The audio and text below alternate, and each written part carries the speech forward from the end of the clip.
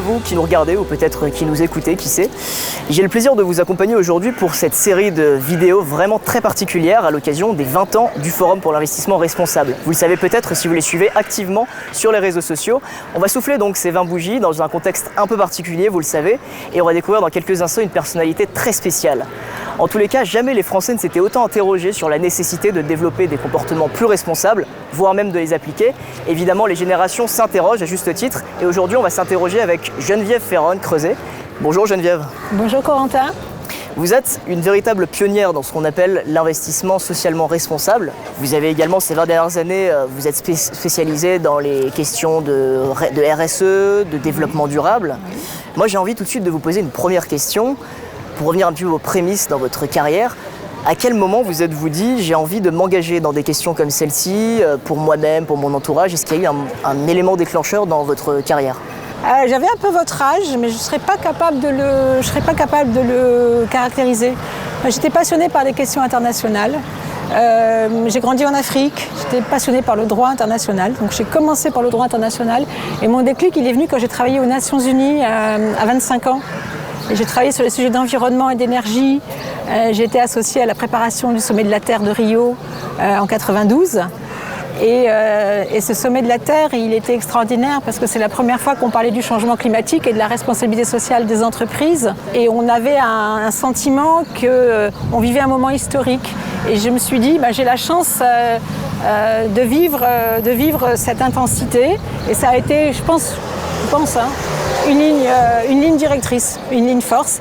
Et puis après, je suis partie aux États-Unis. Et là, j'ai travaillé vraiment dans la finance. Vous avez mis le pied dans l'entre-deux, entreprises, voilà, investisseurs. Je vous propose d'avancer éventuellement au fur et à mesure de notre échange. Alors, je parlais justement de la RSE en vous présentant, la responsabilité sociétale des entreprises, puisque vous en êtes aussi une pionnière. Qu'est-ce que ça représente à vos yeux, la RSE? La RSE, ça a été un mouvement extraordinaire qui s'est réellement cristallisé. Peut-être, je dirais qu'il y a vraiment 15 ans, 10 ans que c'est rentré dans les entreprises, parce que les entreprises questionnées par les investisseurs, alors ça c'est ma première vie professionnelle, parce que j'ai créé Arez, qui était la première agence de notation extra-financière en France en 97, mais on n'avait aucune donnée. Donc il a fallu tout de suite se poser la question des données. Et les entreprises, elles ne produisaient aucun reporting sur ces sujets socio-environnementaux à l'orée des années 2000. Ça paraît fou. Donc déjà, ce reporting est apparu dans les années 2000, exactement en 2001, avec la naissance du FIR. Et après, les entreprises ont commencé à publier des données, mais sur une base volontaire. Et c'était assez pauvre et c'était plutôt de la communication. On voit que ça s'est énormément professionnalisé, qu'il y a des personnes en entreprise qui sont vraiment dédiées à ces sujets-là et que maintenant, ça gagne les sphères stratégiques. Donc on peut s'en féliciter, mais ça a pris du temps. Et je trouve qu'on reste un peu sur sa faim avec la RSE parce qu'elle n'a jamais vraiment... Elle n'est jamais rentrée dans les sphères régaliennes. Vous savez, les sphères régaliennes, c'est les conseils d'administration, la direction financière. Vous savez, là où il y a des gens sérieux qui parlent de choses sérieuses, et vous parlez de RSE, et puis ils vous disent, bon, c'est bien ces sujets-là. Et on n'était pas vraiment pris au sérieux. Là, aujourd'hui, c'est vrai que vous avez connu différentes évolutions, différentes étapes. Aujourd'hui, on est quand même dans une année inédite avec cette pandémie mondiale. Avec quel œil vous avez observé les entreprises évoluer depuis l'année dernière, depuis un peu plus d'un an? Est-ce que la Covid, c'est pas un messager du futur qui vient nous redire à quel point on n'est pas encore complètement maître et possesseur de la nature. On a encore beaucoup d'humilité, beaucoup de choses à connaître. Elle est aussi venue nous dire que si on était solidaire, si on jouait collectif, si on était innovant, on pouvait réinventer quelque chose. Donc c'est à la fois du positif et du négatif. Est-ce qu'on peut parler de prise de conscience ? Oui, il y a une prise de conscience et en plus, je pense que le monde ne reviendra absolument jamais comme il était avant, ne serait-ce que dans nos habitudes de consommation. Enfin, j'espère. mais je pense. Alors après, est-ce que c'est pour le meilleur ou est-ce que c'est pour le pire? Parce qu'il y aura un effet rebond et que les forces décuplées de l'e-commerce feront que on sera encore plus en appétit. Là, vraiment, c'est trop tôt pour le dire. Mais ce qui est sûr, c'est que ça aura marqué les consciences. Peut-être que cette crise-là, ça nous fait rentrer vraiment dans le 21e siècle. Et j'espère qu'il y aura une remise en cause de nos modes de production, de nos modes de consommation, de nos façons de vivre. Voilà. Mais c'est peut-être un peu utopique aussi. Ça, c'est pour la sphère sociétale. Pour la sphère entreprise sur laquelle vous travaillez beaucoup, quels sont, selon vous, les enjeux prioritaires qu'il faudrait aborder ? Alors les entreprises, l'enjeu prioritaire, il n'est pas nouveau, mais il est urgent, c'est le climat. On est passé de l'indifférence générale au combat, c'est-à-dire à l'hostilité, parce que l'indifférence, parce qu'on pensait que c'était pas important. Quand on a compris que c'était important, il y a eu beaucoup d'hostilité. Et puis après, principe de réalité, oui, un changement climatique absolument inédit est à l'œuvre, donc il faut se mobiliser. Et maintenant, j'ai l'impression que dans les prérequis des entreprises, il va y avoir la nécessité d'afficher des trajectoires carbone compatibles avec les accords de Paris, et que ça rentre enfin dans la sphère, dans la réglementation, mais surtout auprès des investisseurs, des banquiers. Et je me dis que à partir du moment où les financiers, les banquiers commencent à dire on ne va plus investir chez vous, on ne va plus vous faire confiance et on va considérer que vous n'êtes plus solvable parce que votre modèle économique il est obsolète, alors là, il va vraiment se passer quelque chose. Et finalement, ça revient à l'investissement socialement responsable. C'est éveiller la conscience des investisseurs sur des sujets qui étaient potentiellement des sources de risques à terme et destructeurs de valeur. D'un côté, il y a les entreprises et de l'autre, il y a l'une de votre autre spécialisation, l'ISR, les investisseurs, l'investissement socialement responsable. C'est finalement deux acteurs qui travaillent main dans la main, on peut le dire. Oui.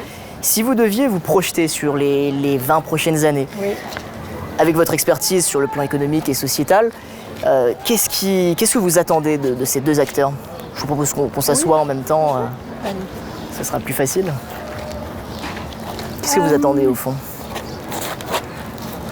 Je pense, si je suis pragmatique et que je considère qu'il y a réellement une urgence climatique et vraiment c'est mobilisation générale, c'est vraiment la finance qui va changer les choses.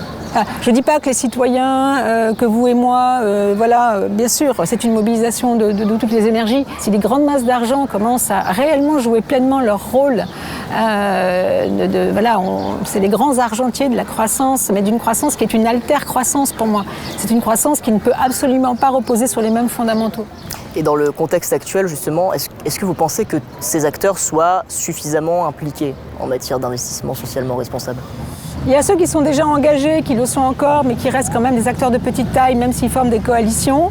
Après, quand on voit par exemple les assemblées générales ExxonMobil, Shell ou Total, et on voit que maintenant qu'il y a des coalitions de fonds qu'on n'attendait pas forcément et qui poussent encore beaucoup plus loin et qui challengent beaucoup plus loin les entreprises dans leurs objectifs climatiques. C'est des nouveaux territoires de création de valeur, mais décarbonés. Alors je parle beaucoup du carbone et du climat parce qu'au fond, c'est probablement le levier qu'il faut actionner en priorité. Le climat, c'est un peu la mère de toutes les batailles, mais il ne faut pas du tout oublier les questions sociales. On a les BlackRock. BlackRock, c'est le plus grand fonds d'investissement du monde, mais ça en gestion passive. Et on voit que depuis 3 ans, le patron de BlackRock envoie des courriers où on a l'impression qu'il découvre l'investissement socialement responsable. Alors je suis un peu perfide, mais alors après, c'est tout simplement parce que pour l'intérêt même de lui, il est gestionnaire de fonds pour compte de tiers, et que pour ses mandants, il est en risque. Et ce qui va faire bouger aussi ces grands fonds, c'est qu'à un moment donné, ils risquent aussi d'avoir des procès en justice pour manquement de leur responsabilité fiduciaire. Donc le droit aussi peut être un allié dans le fait de créer un écosystème qui va accélérer la prise de conscience et les bonnes décisions. Vous voyez, donc il y a les citoyens, il y a le droit aussi, le droit positif qui peut être un allié, parce qu'on voit qu'il y a de plus en plus de plaintes qui sont déposées. Il y a une plainte déposée contre Shell aussi pour des objectifs climatiques relativement modestes. Voilà, donc c'est plutôt une coalition dans laquelle peut-être que les investisseurs vont être un peu pris en étau, mais au fond, c'est leur intérêt. C'est leur intérêt d'abandonner des entreprises qui sont en faillite climatique. Mais que de temps perdu. Moi, c'est surtout ça, je me dis. Alors, si je me projette dans 20 ans, j'espère que dans 20 ans, on aura quasiment un passeport climatique pour les entreprises. J'allais y venir parce que toutes ces thématiques, c'est véritablement, ça implique, vous venez de le montrer, beaucoup d'acteurs, beaucoup de questions, beaucoup de défis pour demain, à relever pour demain. Est-ce que vous êtes optimiste pour l'avenir, avec le contexte actuel, avec toutes ces années traversées ? Comment concrètement vous voyez notre société dans 20 ans ? Dans 20 ans, alors... je suis raisonnablement optimiste, mais j'ai une petite phrase que j'avais placée j'avais placé dans un de mes bouquins qui s'appelait 2030, le crack écologique. Donc, ouais, c'était pas un titre réjouissant. Et je l'avais écrit en 2008. Et dans cette phrase, dans ce livre, j'avais écrit « Il est trop tard pour être pessimiste ».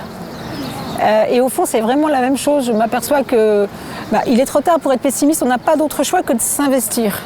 En plus, c'est une bonne énergie. On n'a pas d'autre choix. Et dans 20 ans, j'espère qu'on aura amorcé un changement de civilisation. Et c'est pas rien. Hein. Et c'est pas à toutes les générations qu'il est donné d'inventer une nouvelle civilisation. Je suis un peu désolée que les gens de mon âge vous transmettent le mistigris. Et en même temps, je pense que ça va être une période, si on le voit positivement, ça va être une période d'innovation, d'expérience pionnière et de prise de conscience. Alors, il faut espérer le meilleur. Je suis plutôt dans cette énergie-là, mais je vous avoue que des fois, j'ai des petits coups de mou. Prise de conscience, expérience pionnière, c'est des jolis mots avec lesquels on va se quitter. Merci d'avoir été avec moi, Geneviève Ferron.